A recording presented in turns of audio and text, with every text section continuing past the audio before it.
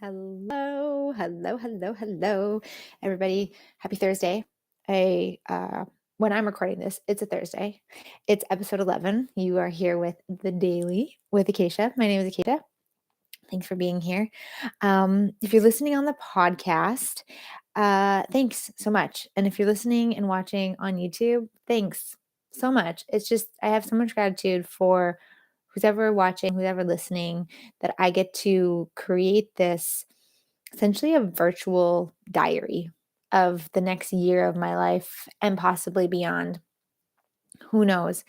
I was lying in bed this morning, and I usually get up in the morning, and I usually get up around, alarm goes off at 6:30, cuddle with the husband for 15 minutes while music is playing, and then I'm up and out the door to the gym. I love going to the gym first thing in the morning. It sets up my day. Even when I was dancing in the last few years of my dance career, going to the gym was super important because I was so imbalanced over the years that getting that strength and conditioning in and setting the muscles as this is how you actually work today. Going into rehearsal was just so beneficial for me. So I still do that. I still love how it sets up my day. But I've noticed since, my night in the ER and my body going through, fighting an infection, uh, it hasn't been so gung ho in the morning. So this morning I was like, you know what, I probably could really benefit from a yoga session. So, and then I was like, no, I could probably benefit from yoga and a little bit more sleep just to let the body rest a little bit more. Because I've noticed at the end of the day, the infection, I can still kind of feel it. I can still feel it. It's not quite healing up the way that I would like it to as fast as I would. So I'll be jumping off this live, and I'll be going straight downstairs to our apartment gym area and just plugging in a YouTube video of yoga and just following along. I'm very excited about that. Really just give myself some time to just kind of tune inwards and move in a bit of a slower pattern. Anyways, today's subject, I was thinking also about the subject of today's live. And something about vulnerability kept coming up in my head, and which is quite interesting because I was like, oh, I can't talk about vulnerability. I don't know how to be vulnerable. And yet it's this thing that I hear all the time about building connections with people, being vulnerable. And it's something I really appreciate in the people that I follow, I listen to, their sense of vulnerability. But it's something that I am like, "Huh?" I don't know how to be vulnerable. I don't know if I am vulnerable. I know I am with, certain people, totally, and it's something that I've had to work on very specifically with, romantic relationships, is, how to voice my feelings and where I'm at and how am I doing and my needs and my wants. I've had to work in that sense from a romantic. And then I will zoom out of that and I'll be like, well, everything is relationship. Everything you encounter is creating a relationship. You have a relationship with money, you have a relationship with friends, you have a relationship romantically, your business relationships, your relationship with yourself. Everything boils down to a relationship of some kind, whatever that is. And so this relationship I have with vulnerability is quite interesting because when you read the definition of it, it's physical pain, not putting yourself out there because of rejection, physical pain, and whatnot. So I pulled up this article that wrote on vulnerability, and I will post it up in the show notes. But they pulled the definition from the dictionary of vulnerability is to make yourself susceptible to physical or emotional harm. When you read that, it's like, no crap, I don't want to be vulnerable. I don't want to be in physical harm, and I don't want to be in emotional harm. But Brene Brown's interpretation, if you don't know that woman, her books are amazing. Her TED Talks is amazing. She describes vulnerability as uncertainty, risk, and emotional exposure, which I resonate with so much. I'm uncertain how it's going to land if I even talk about this subject. I'm uncertain how it's going to land if I share what I'm struggling with because it might affect, it's a risk I'm taking that's going to negatively or positively impact my business. And then I'm like exposed that I can or cannot do what I'm saying I can or cannot do. You know what I mean? Like it's just like this thought process that's in my head of, if I go there, I'm going to risk something and I'm not quite sure. I definitely don't want the harmful, but when you don't put yourself out there, and that's the catch 22, when you don't even like risk it, you don't even know which direction it's going to go in. So you just veer away from all of it, the good and the bad. And that's not, being in receiving. And that's not also, helping you in the long run. You know what I mean? Like I'm trying to be vulnerable, yet if I keep hiding from vulnerability because I don't want to risk the quote unquote negative side of it, then how will I know what vulnerability is for me and how will I develop that skill and how will I know that and experience the actual amazing side of vulnerability, and that is the quote unquote rewarding side of it. Because like I said, I really appreciate when people are vulnerable and they're sharing their hearts. I really like it when they share it, and there's a level of honesty that comes with certain people who share their vulnerability, and I think that's what I fear is like, if I'm sharing this, is it coming across? Am I in my authenticness of it? I don't even know if that makes sense what I say. Maybe you resonate with me, but like because I appreciate it so much in other people when I feel like it's done from a space of just expression and authentic, and even that word can get a little like blurry, but it's done just so purely. I don't want to mess that up for me. So this article is great. I've just been going through it a little bit before I jumped on the live, and I will link it up. It's wellandgood.com, and it's how to be vulnerable. And they say there's no section like quote how to become vulnerable. They have got a few numbers. So like the first one is define vulnerability for yourself, like understanding what that actually means for you. Get to know yourself. Yep. Like, so like tuning into yourself, meditating, writing out. These are things that I very much do on my own, but I'm understanding that there's a level of where I would like to go. That means that I need to start sharing a little bit bigger, or a lot bigger, actually. I need to start sharing and letting the audience, you, into these things that I've just done for myself to go through what I needed to go through.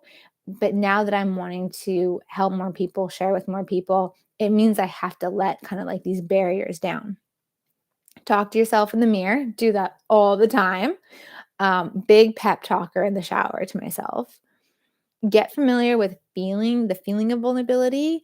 Um, this one is a bit of a gray zone for me because um, I know my inner being, my higher self, doesn't feel things. Like when you speak to a monk or you speak to someone who's like quite spiritual in a sense of understanding like universal laws and that we are so much bigger than these like physical forms, the being is just having human experiences, but there's a level of importance to not let emotions stick within our bodies, but to really allow them to be processed and through our bodies. So I guess feeling might be the wrong word for me to connect to, but understanding what that sensation feels like in the body when I am veering away from vulnerability, like what signs are my body giving me that's telling me that I shouldn't do this based on the ego trying to protect me. And then what is the sensations of when it feels really good to be vulnerable and I'm getting more comfortable with that? Like, what is the body telling me? I guess is something that I'm going to have to go through. And then 5 is push yourself outside your comfort zone. And that's so true. Like, even just speaking right now is quite uncomfortable. I mean, I don't have a problem speaking in front of all of you, but just and letting you into the struggle, I guess I have, and how it's like it it creates such a complexity in my world, especially with like business, how I want to be vulnerable, but I want to inspire. I want to be vulnerable and say that it's not what it looks like yet, because that's I'm building what it's going to look like. And that's a very like sticky spot for me, is like I'm also like I'm back in the fake it till you make it stage, where I mean, that's a little harsh of a stage of a thing to say, but it is kind of a truth in a way that I'm building, I am processing, I am creating what I want, and it's not there yet. So it feels very much like a projection of, I'm like projecting my vision out into the world. And I don't want to fail anybody in creating my world, because I do want to inspire them to go create their world, and their world does not have to be the same as mine. Their goals do not have to be the same as mine. Their drivers do not have to be the same as mine. But the fact that I am in this like beginning infancy, creating it, learning how to walk, learning how to run, learning how to speak, learning how to connect, of all the businesses that I do, sharing that, the fact that it isn't where I want it to be, and understanding that you always are going to have goals, and you're always going to be putting forth your thoughts into the future for your future. And so I even look at someone who's maybe 5 years ahead of me, and they've built their foundation, they're still not where they want to be. You know what I mean?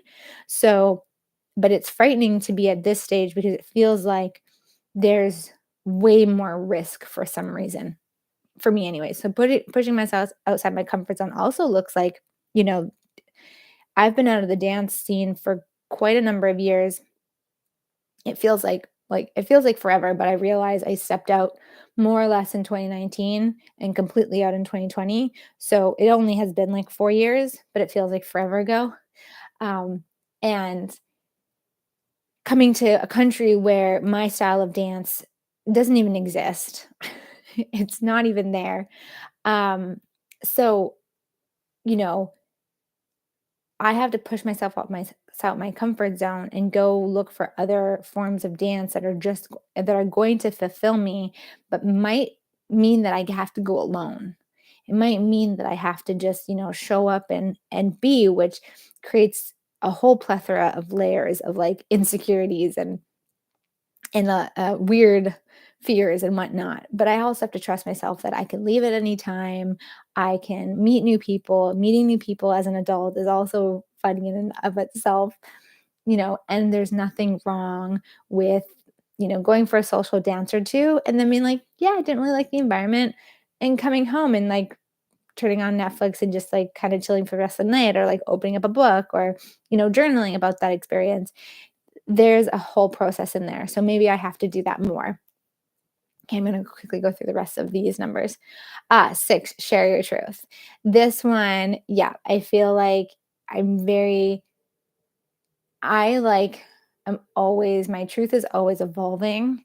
And I have different truths at different times, depending on where I'm at and what I'm aligned with at the time.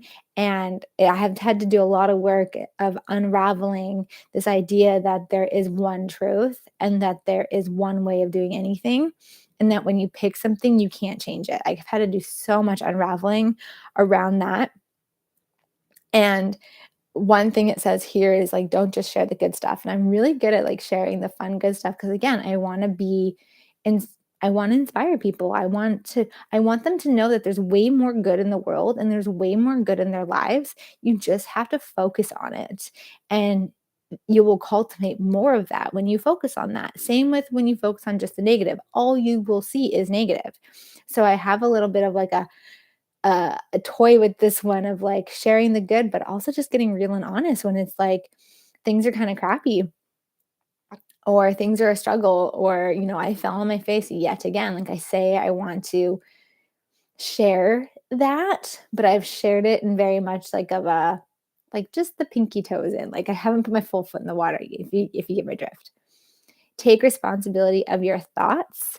I do feel like I do that one really well. Like, I understand that people have their own thoughts, and I have my thoughts.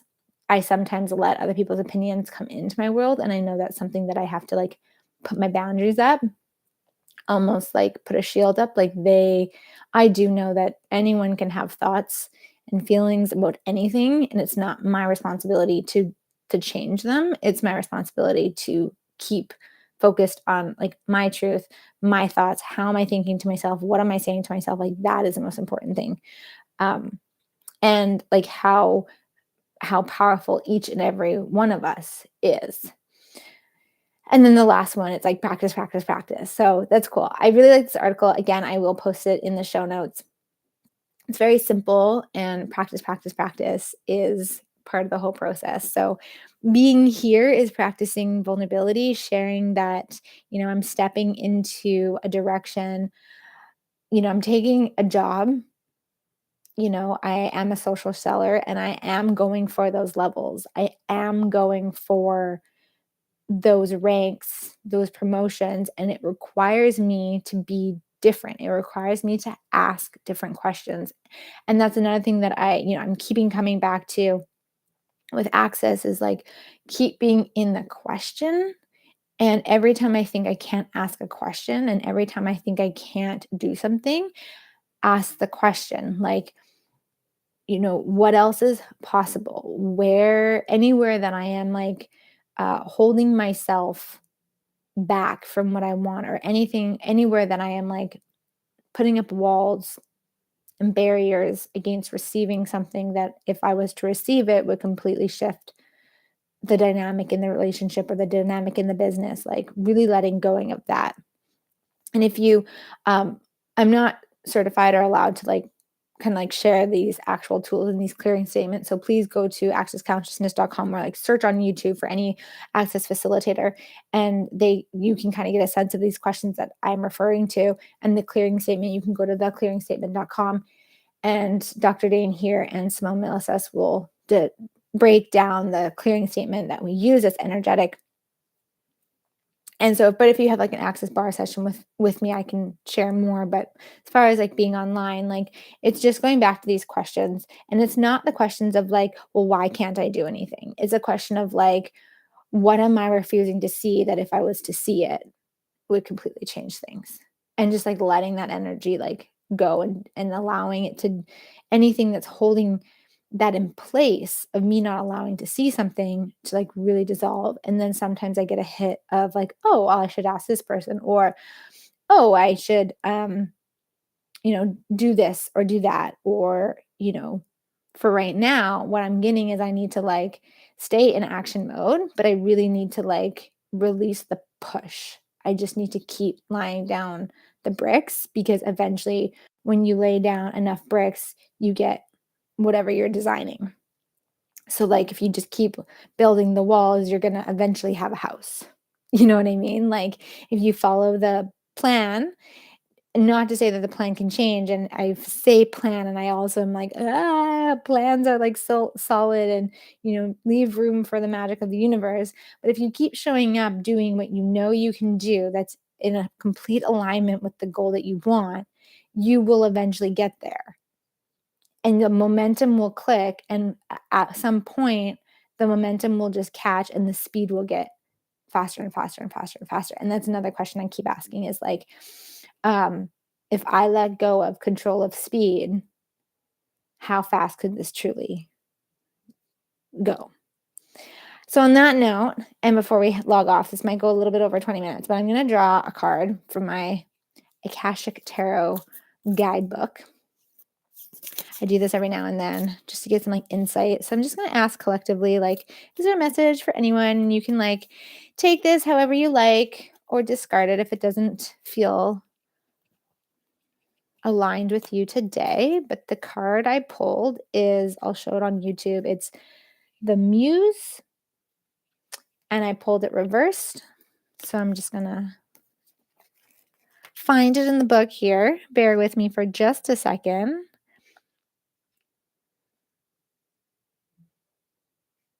Oh my gosh, now that I have to find it, I can't find it. 82. Ha, I'm sweating here. Okay. Reversed, the muse. It says, if you are trying to give birth to a creative project, the labor pains are probably not over. Regardless of the type of endeavor, from a new business to a poem, you may feel caught in the proverbial writer's block, quotes, with your in, ingenuity at low ebb. Okay, let me write that again. You may be feeling caught in the proverbial, quote, writer's block, quote, with your ingenuity at a low ebb.